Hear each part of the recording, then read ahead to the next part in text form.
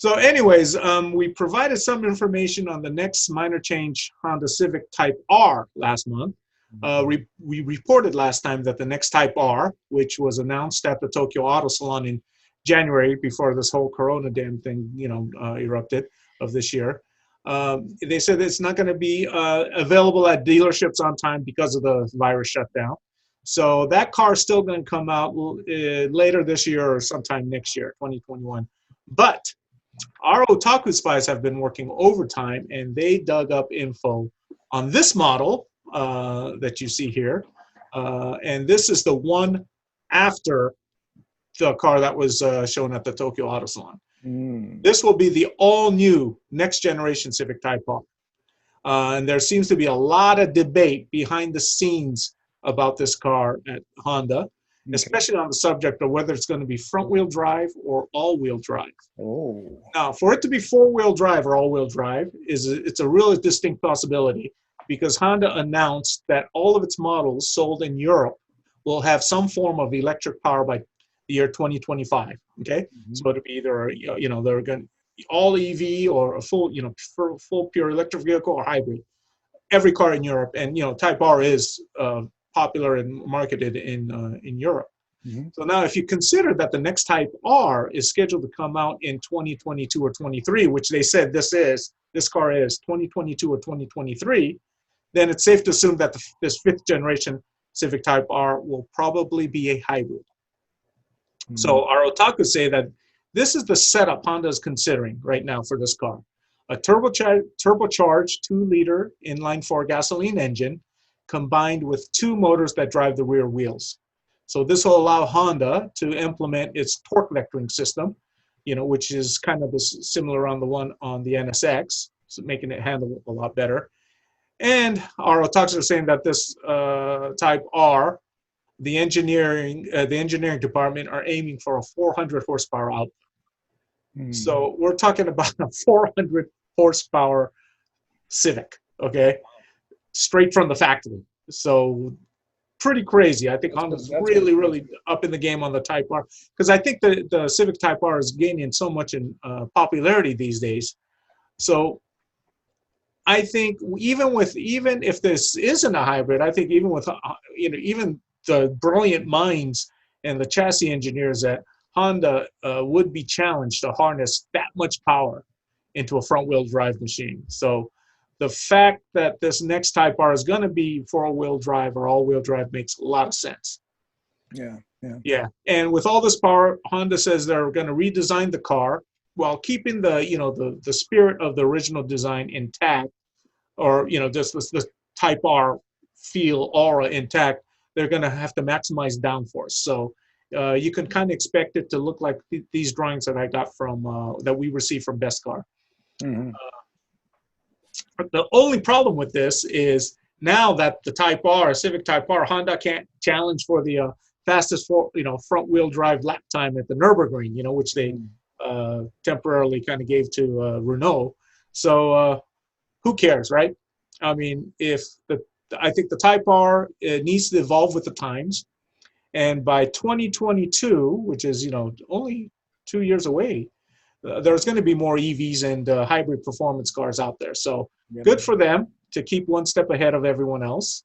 And right now, our otakus are telling us that the price that they're hoping to bring this car in for, even in the US, hopefully, is the $50,000 mark. So it's a $50,000 Civic Type R, but if you consider that it's a hybrid all-wheel drive machine with 400 horsepower, $50,000 doesn't sound that bad, That's pretty impressive. That's a lot of those are really good numbers, The big question is though, Sam and Taro. Sam, would you be seen in this car? Because I know you wouldn't be seen in the current Civic Type R. It's not. What? This one I would. I mean, look at the rear. They don't have that funky weird those. So the unusual thing for me is I didn't. If you look at the yellow picture here, I don't like the last quarter section on this angle in this photo in the yellow. It doesn't, for me. I don't like it. But if I switch to the white and I look at it from this angle, I actually like that from this perspective. So it's a weird looking car in regard to that. I don't know why they made it different colors, but as an artist, yeah, it's renderings and so forth. yeah, Yes, at Beskar. But yeah, this, I like the rear. I like the rear better on this one than I do on the current car. But that said, I don't think it's a very nicely designed rear end, to tell you the truth. I also wanted to pull I something agree up. with you. I agree with you. Believe me. I was going to say, Sam, still wouldn't be surprised if Honda goes out before they go four-wheel drive and do a special edition Nürburgring edition of the Type R and go after that record. Maybe they probably have one planned for the one that was supposed to come out this year. Because that the Renault that they're going, that's a significantly more expensive car, as I've mentioned before, than the Type R. Yeah. So I could see them going with a special limited edition, say, of 25 or 50 models of it that was sold worldwide. That it'd sell out quick. It'd be an all carbon fiber version that they'd probably be able to squeeze out 400 horsepower and probably beat that lap record, and then go out on the top and then convert it back and say, just release the new one and be like, it's four-wheel drive. You could easily get 400 horsepower out of a car that's doing a quick 2-liter turbo with two electric engines, one on each back wheel kind of thing. Easy, no problems at all. And even probably put less power out of the four-cylinder than it would currently, giving it more reliability and more efficiency. More efficiency, a lot more fuel. You could probably save a lot of fuel by detuning it just a little bit. Yeah, exactly, completely. Yeah. Even if you had the party button, right, or the push to pass button, where you're just doing that, where you're having that feature. It's a great idea. I like the idea. I don't mind this car. Obviously, I like the current one, but the yellow does. I will say that the lights at the back are a bit of a worry for me, but it's still just an artist rendering, and you don't know where it's going to come from. But I think it's maybe But you got to remember though, and Taro, I think you can attest to this too, is these guys at Beskar. The reason I have such a great relationship with them, not because I wrote for them too a little bit, is they get their info from the inside. Mm-hmm. So really close. And Sam, showed really close.